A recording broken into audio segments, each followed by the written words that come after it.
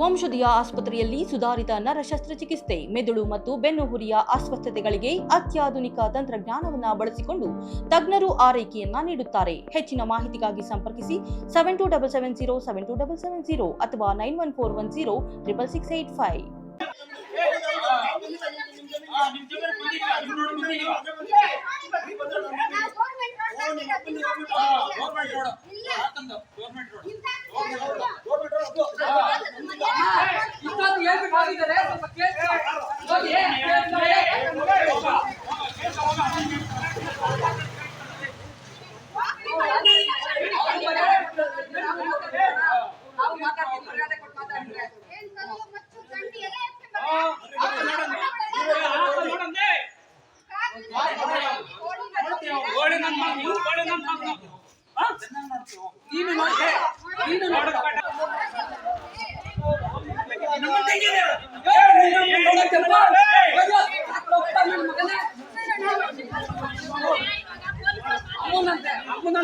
ದೌರ್ಜನ್ಯ ಮಾಡಿ ಹಾಕಿದ್ರು.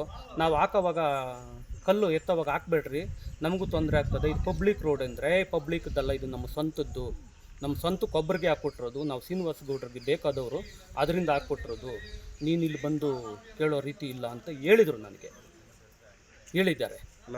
ನಾವು ಹೇಳೋದೇನು ಅಂತಂತಂದರೆ, ಸಾರ್ವಜನಿಕರ ಪ್ರವೇಶವಿಲ್ಲ ಅಂತಂದ್ಬಿಟ್ಟು ಬೋರ್ಡ್ ಹಾಕಲಿ, ನಾಳೆನೇ ಹಾಕಲಿ, ನನಗೆ ಆ ರೋಡೇ ಬೇಡ.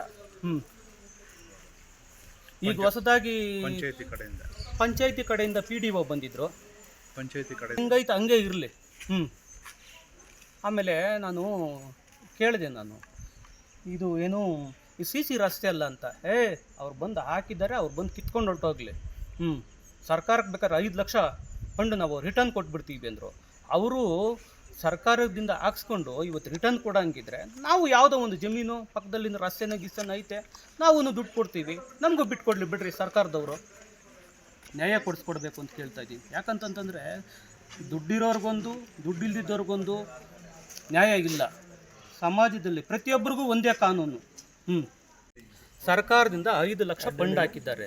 ನಾವು ಸೂಲೂರು ಗ್ರಾಮ ಪಂಚಾಯತಿ, ಜಿಲ್ಲಾ ಪಂಚಾಯತಿ, ತಾಲೂಕ್ ಪಂಚಾಯತಿ, ತಹಶೀಲ್ದಾರರು, DC ಮನವಿ ಮಾಡಿದ್ರಿ, ಕಂಪ್ಲೇಂಟ್ ಕೊಟ್ರಿ, ಏನೂ ಪ್ರಯೋಜನಕ್ಕೆ ಬರ್ತಾಯಿಲ್ಲ. ನಾವು ಹಳೆ ಮನೆಯಲ್ಲಿದ್ದೀವಿ, ನಮ್ಮ ತಾತವರು ಕಟ್ಟಿರೋ ಮನೆಯಲ್ಲಿ ಮಳೆಗಾಲ ಬೇರೆ ಸ್ಟಾರ್ಟ್ ಆಗಿದೆ. ಮಳೆ ಏನಾದರೂ ಬಂದರೆ ಮನೆಯಲ್ಲಿ ಸೋರ್ತೈತೆ, ಬೀಳೋ ಪೊಸಿಷನ್ನಲ್ಲಿದೆ. ನಮ್ಮ ತಂದೆಯವರಿಲ್ಲ, ನಮ್ಮ ತಾಯಿ, ನನ್ನ ಮಗಳು, ನನ್ನ ಮಗ, ನನ್ನ ಹೆಂಡತಿ, ನಾವು 5 ಜನ ಇದ್ದೀವಿ. ಯಾವೊಂದು ಇಲಾಖೆಗೂ ಅರ್ಜಿ ಕೊಟ್ಟರು ಯಾರೂ ಇದ್ರ ಮೇಲೆ ಕ್ರಮನೇ ತಗೊಳ್ತಾ ಇಲ್ಲ.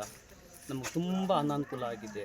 ಸರ್ಕಾರದಿಂದ ಫಂಡ್ ಹಾಕಿದ ಮೇಲೆ ₹1 ಫಂಡ್ ಹಾಕಿದ ಕೂಡ ಸರ್ಕಾರ ದುಡ್ಡಂತೂ ನಾವು ವಾದ ಮಾಡ್ತಾಯಿದ್ವಿ, ಅವ್ರು ನಮ್ಮ ಸ್ವಂತದ್ದಂತ ವಾದ ಮಾಡ್ತಾವ್ರೆ. ತೊಂದರೆ ಓಡಾಡಬಾರ್ದು, ಪ್ಲಾಸ್ಟಿಂಗ್ ಮಾಡಬಾರ್ದು ಅನ್ನೋಂಥ ಉದ್ದೇಶ ಮೇಲೆ ಹೇಳ್ತಾ ಇದ್ದಾರೆ. ಅದಕ್ಕೆ ನಾವು ಸಂಬಂಧಪಟ್ಟಿದ್ದ ಇಲಾಖೆಗೆ ಅರ್ಜಿ ಕೊಟ್ಟು ಪ್ರಯೋಜನ ಬರದಿದ್ದಕ್ಕೆ ನಾವು PB ಮುಂದೆ 1 ವರ್ಷದಿಂದ ಅಂತಂದರೆ 1 ವರ್ಷದಿಂದ ಪ್ರಾಬ್ಲಮ್ಮು.